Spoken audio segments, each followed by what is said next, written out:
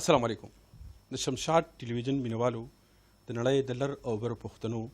زه نزار یوسفزی تاسو ته هرکلی وایم. زموږ د نننۍ ورځې میلمه یو داسې سیاستدان دی،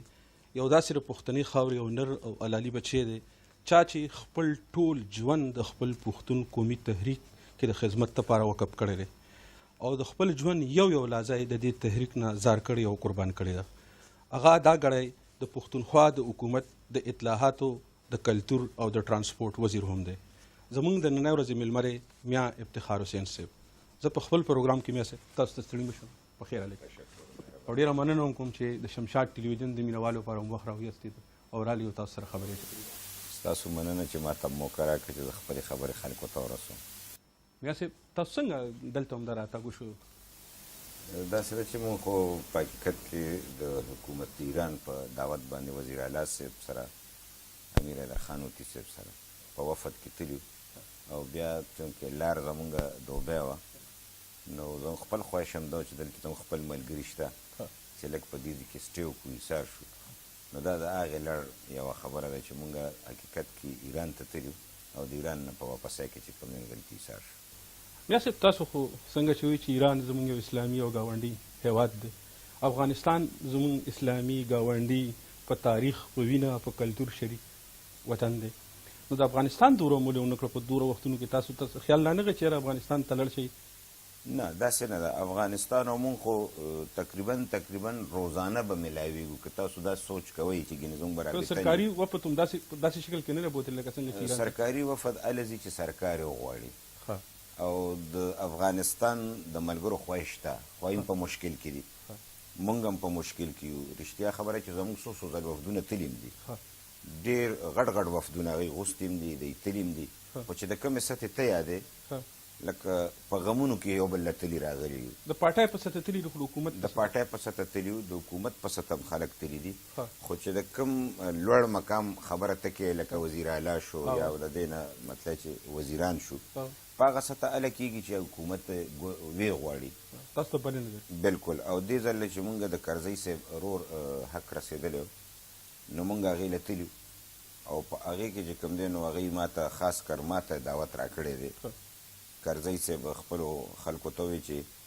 د میا صاحب ته مطلب د اطلاعاتو په لړ کې او د ثقافت په لړ کې دوی ته خصوصي دعوت ورکول غواړي چې دوی راشي او بیا دغه رنګ مونږ افغانستان ملګري وغواړو او لاړ راشو. نو دا خبره زموږ د دوی ترمنځ شته. مونږ ګورو چې په دې تېرو وختونو کې د عوامي نیشنل ګوند ډېر مشران په ځان مرګي بریدونو کې خپل ژوند د لاسه ورکړو. عوامي نیشنل ګوند په هیڅ د یو ګوند داسې په نښه ولېده لکه وچه سره لازمي خبره ده چې کوم حالات زموږ وطن ته پیښ دي خاص کر د دهشتګردۍ په بنیاد مونږ چونکې د باچا خان د فکر خلک یو او مونږ غواړو امن، دا د امن دشمنان دي او د هغې دپاره مونږ په میدان کې ولاړ یو. زموږ د ګوند حکومت چې رالو مونږ په لومبي ځل چې کوم دی نو مذاکرات وکړه. خلک چې هر څه وایي خو د هغې مذاکراتو غټو خلکو مخالفت وکړو. د غټ ملکونو د غټ ادارو د مخالفت نه باوجود مونږ چې کوم دی مذاکرات وکړو. ټولې دنیا ولیدل چې د ملکڼ د خلکو سره زموږ مذاکرات وشو. نو داسې نه ده چې مونږ د جنګ طرفدار یو یا چې کوم دی نو مونږ د دهشتګردۍ طرفدار یو. مونږ هره خبره په مذاکراتو په مینه او په محبت حل کول غواړو. مونږ خپل کوشش وکړو خو هغوی د مذاکراتو نه ناجیزه فایده واخیسته او هغوی ځان ری ارګنایز کو. لہذا په دې بنیاد باندې چې کوم دی مونږ د دې خبرې ضرورت محسوس کو. دا مونږ د خپل فوج سره په شریکه باندې دا خبره کړې وه چې که چېرته مذاکرات ناکام شي نو د دوی خلاف به کاروایي کول غواړي. بیا هغه کاروایي د فوج د طرف نه دا یو خبره وه چې مونږ کوو خو دا به اون کول غواړي، دا به خپلول غواړي چې کومه کاروایي مونږ کوو. دا همت او جرت په چا کې نشته چې دهشتګردو خلاف لکه مونږ خو عام خلک یو، مونږ خو اصلې والا نه یو، مورچو والا نه یو، فوجیان نه یو. دا خو یو قومي مینه غواړي، قومي محبت غواړي چې چا خاورې سره مینه وي او سر په تلي کې ګرځول دي. لہذا مونږ وایو چې بلکل د وطن د امن دپاره مونږ چې کوم دی دا اون کوو او فوج کاروایي کوله مونږ ورسره نیغ په نیغه ولاړو. ځکه په ملکنډ کې چې څومره د فوج ملګري شهیدان شوي دي دامره د عوامي نیشنل پارټۍ ورکران ورسره سم شهیدان شوي دي او په دغه کردار باندې مونږ چې کوم دی په ملک کې ټارګټ شو چې دا واحد خلک دی چې یو خو یې د دهشتګردو شکل ښکاره کو ایکسپوز کو د پښتنو په 4.5 تاریخ معلوم کې چې کلم یو ټولې د مذهب په نوم راپاڅېدلی دی هغه نه ایکسپوز شوی دی نه چاوالی دی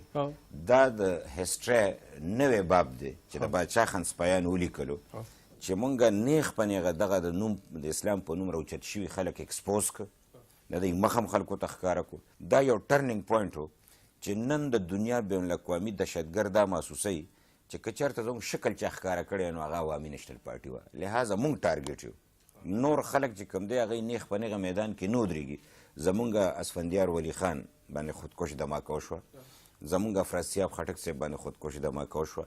زمونږ بشیر بلور صاحب باندې خودکش دماکه وشوه زمونږ د وزیر اعلی صاحب په کور باندې د راکټ لانچرو اټیک وشو زمونږ داسې څوک هم نشته زمونږ د اسمبلی ممبران چې کوم دی نو شهیدان کړی شو میا صاحب کله هم چې یو ملت پاله یا کامپرسته ګوند په اقتدار کې راغلی دی د هغوی خلاف ډېرې زیاتې پروپیګنډې کېږي اوس هم ستاسو د حکومت ستاسو د ګوند خلاف ډېره پروپیګنډه روانه ده چې ګینې تاسو په غلا غلطو کې او په بډو رشوتو کې چې کوم دی نو ستاسو وزیران او ستاسو ممبران چې کوم دی دا ککړه دي تاسو د دې پروپیګنډې د جواب دپاره تاسو څخه نه ټي وي چینل شته نه ریډیو چینل شته نه تاسو په دې 3 کاله کې پښتنو یو ریډیو چینل سم جوړ کړ نو ټي وي چینل ورته جوړ کړ چې تاسو هم د هغې خلکو جواب هم ورکوي او ژبه او کلتور د هر څه سره په مخکې لاړ شي داسې ده چې یو خو د پاکستان تاریخ ته هم نه ګورو بلکې د دې منطقې تاریخ ته به ګورو د ډېر وخت نه چې کوم دی د پښتون قوم سره او زموږ د منطقې سره یو مطلب چې امتیازي سلوک روان دی او دلته چې کوم صورتحال جوړ شوی دی بیا په خصوصي توګه د پاکستان د جوړېدو نه پس ده نو دې کې شک نشته چې د کامپرستو په ضد باندې یو پروپیګنډا او یو ماحول جوړول دي خو تاسو سوچ وکړئ چې په دې دوران کې موږ څومره کامیابي مونتې ده هر شی سټپ بای سټپ کېږي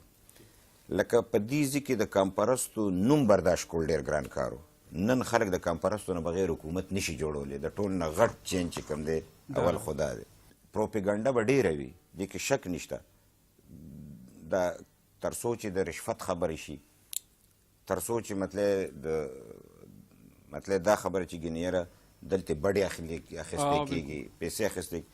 دا چې کله د دنیا جوړه ده دا شی شته انساني فطرت دی او ټول خلک یو شانتي نه وي زه دا نه ویم چې ګینې کرپشن به زموږ په حکومت کې ني خو کرپشن په ټوله دنیا کې شته